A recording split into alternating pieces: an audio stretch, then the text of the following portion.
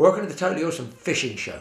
And for any novices or beginners out there, you should know by now that it's not all about fancy, expensive tackle catching the fish, is it? You know now, after you watched all our fishing films.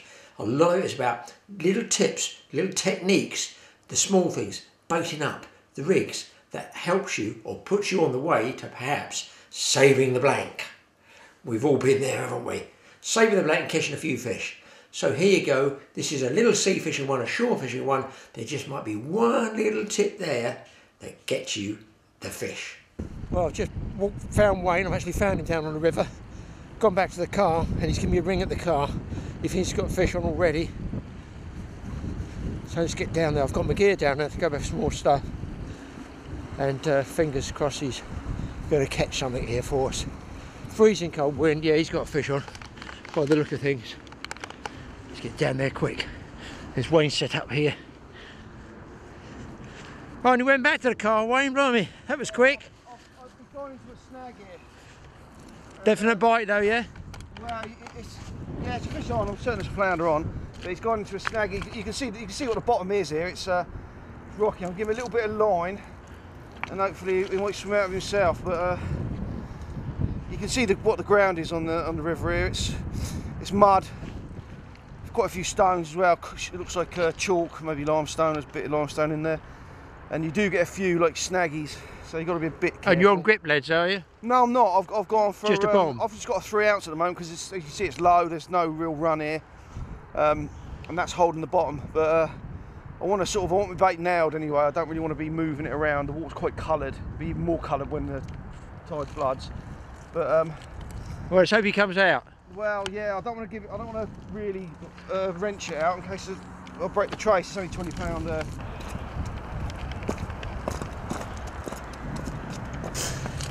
There we go. Double litre fader flounders. Not big fish, but more than happy to see them.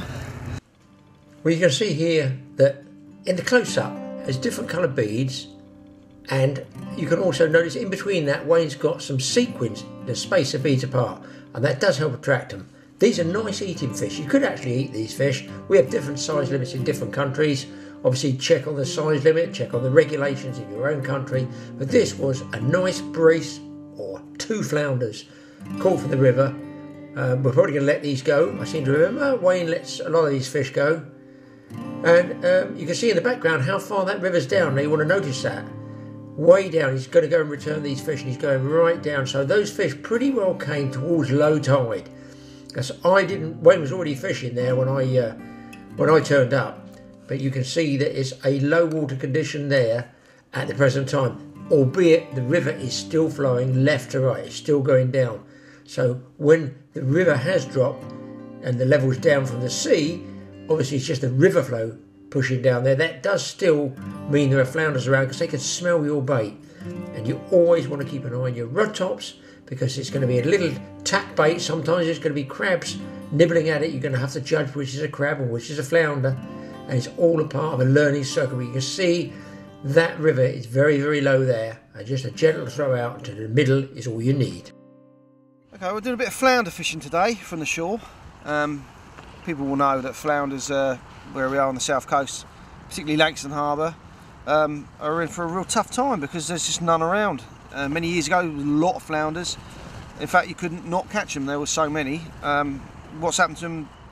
We've had this conversation before. We don't really know. We can assume that it's perhaps they've gone for pot bait. The seals may have been taken. There's a lot of seals in the harbour now, particularly Langstone. So Langstone has been really hit hard for flounders. There's just barely any there. I did have a good trip there recently where it was Chichester actually, the other side of Chichester and Langstone are joined underneath the bridge there at Hayling. And I picked up 6 in one session. Now that is that's the best session I've had on flounder since I was a child, quite frankly. But I've been there 3 times now since and not had a single tap. So was it just a flash in the pan? It appears to be, because I know a lot of other people who've tried for flounders in Langstone and just are not catching them, and it's such a shame. It could be the fact that there's a lot of seals in there feeding on them. It's a bass nursery, as most harbours are now. Could be the bass decimating the flounder fry. It could be the fact that they're taken for pot bait, which they have been in the past. Or it could be the fact that the sewage farm there is no longer pumping out sewage, which made the ground very rich, which made the worm beds there very rich, and they're now a shadow of what they once were. And it's all a real shame, really, because flounders, you know, I cut my teeth on them as a boy, and I do enjoy flounder fishing, is what we're trying to do now. Unfortunately, we've had to come away from Langston to try to catch them. Poole is another harbour that, up until a few years ago, was still quite a good stronghold for some nice sized flounders as well, but it's been very, very poor again. And I'm afraid to say that seems to have tallied with a commercial hitting the flounders hard, which is just such a shame. They're surely worth more than, you know, as a sport fish than they are as pot bait or whatever it is they're going for. And I saw one guy when I was fishing down that, was it Holes Bay, Wayne? Yeah. And he showed me a photograph on his phone of a boat absolutely smothered in flounders, and was that the big catch? Somebody had about 100 kilos or something. Well, that's what I heard, and I've seen the same photo. There's a lot of fish in the bottom of that boat, and you got to think, you know, if he's hit an area where they're all coming into perhaps spawn, you might have worked out decades and decades of the population there, and for what? You know, for a very small profit at the end of the day. Just for pot bait, isn't it? Yeah. Well, they're not a known. I mean, they're decent to eat, flounders. They're quite a reasonable eating fish, but I'm pretty certain these fish weren't going for that for the table. They were going almost certainly for pot bait. Anyhow, let's talk about rigs. This is what I've used from the shore for my flounder fishing. So basically, I've got a small swivel there. I think that's about 50-60 pound body. I've come down to a couple of stop beads so I can move those along. If I want to move that trace up or down, then I can. There's my top one. What's that? About foot and a half maybe of 20 pound mono. You can use fluorocarbon. I don't think it really matters. Flounders, like most flatfish, very, very curious. Hence the reason for a few beads and sequins there. That's probably a 1-0 hook, relatively strong little hook though, but that will bend out hopefully before that snaps. So if it gets snagged somewhere, then hopefully that will bend out. Coming down that trace, we've got another one there which is very, very close to the lead. Snap link there, so you can change your lead nice and easily. I think that's part of the course on most rigs. And then same thing. Couple of stop beads, couple of beads there in between, another stop bead there which I can bring down. That keeps all my shiny bling close to the bait. And flatfish are curious, make no mistake about that. They really are. They don't sit on the bottom with them googly eyes looking upwards for no good reason. They really are very curious fish. If they see something move, something shine, something flash, then they will investigate it. Hence the reason we use all this on the flatfish rigs. And I don't just think it's Plaice, which is obviously the most well-known species that this is used. Flounders, obviously, a lot of people have heard of flounder spoons for catching them, but I believe most of the flatfish family are curious dabs, and that'll even go for brill and turbot. I know a lot of rigs are very plain for brill and turbot, but I've used flashing rigs and spoons and had a bit of success on the brill and the turbot. So I think all those flatties, they're curious fish, and that doesn't hurt one little bit.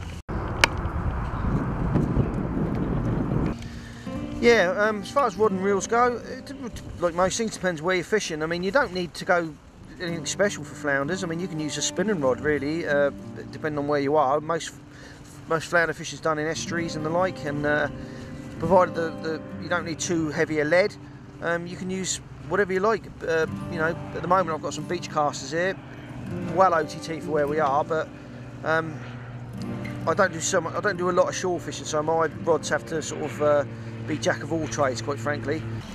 Okay, I'm using ragworm today. There's a great bait for flatfish. Most of them won't turn their nose up at a worm. These are decent sized worm as well. That's another thing. They're quite greedy little fish, and although their mouths don't look very big, they suck a bait in like that without any problem whatsoever. So, usual way of hooking a ragworm, obviously give his head a little squeeze. He's you see his mouth open. It's no fun for the worm, I'm sure, but hey ho, that's his lot in life. But anyway, he gets fed on the hook like so. Just feed him on, and what I want to do with this is I want to feed him right on and go over that little tag there. We left a little tag, and I'll bring him over that tag, and that'll help keep him on the hook. And they will wriggle for quite a while like that. They're fairly tough things, ragworm. So I'll bring him right over that, bring the hook out, pull him over that, and there you go. He'll sit there wiggling quite well in the water. You can see him recoiling a little bit now, and that's quite simply how I'm going to do it. I've left a lot of the tail on there because I want it to. As I said, they'll suck that right back. You know, some people would say that there's too much tail on there. They'll whip that off, and some fish will. I think sole are particularly good at taking the half of that worm and leaving the hook bit on, but these flounders, they'll suck that right back.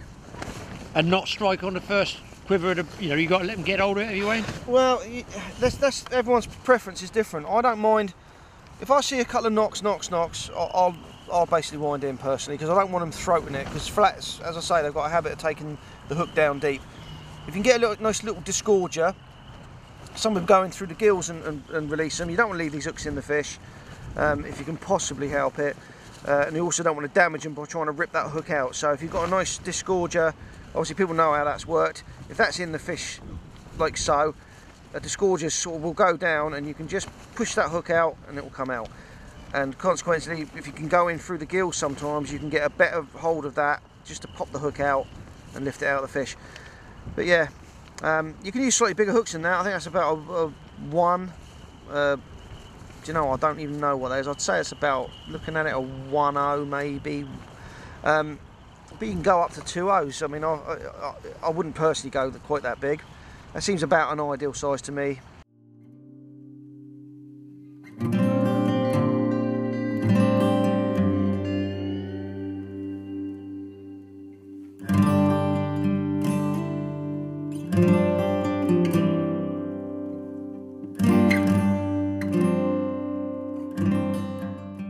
Now, there's a horrible downstream wind on the day we decided to give it a few hours down here. You can see how quickly that tide has come in and backed the river up. In fact, it's pushed it right over where I was standing. So when you do go fishing for flatfish, any description or indeed any fish, try and check it out at low water first and high water. That way you get a good idea of the rise and fall in that particular area. And if the fish feed at a particular time, you can target them quite specifically. You got anything there, Graham? Save the blank. I don't know what it is. Oh my God. It's only... Let's sit back, people, relax.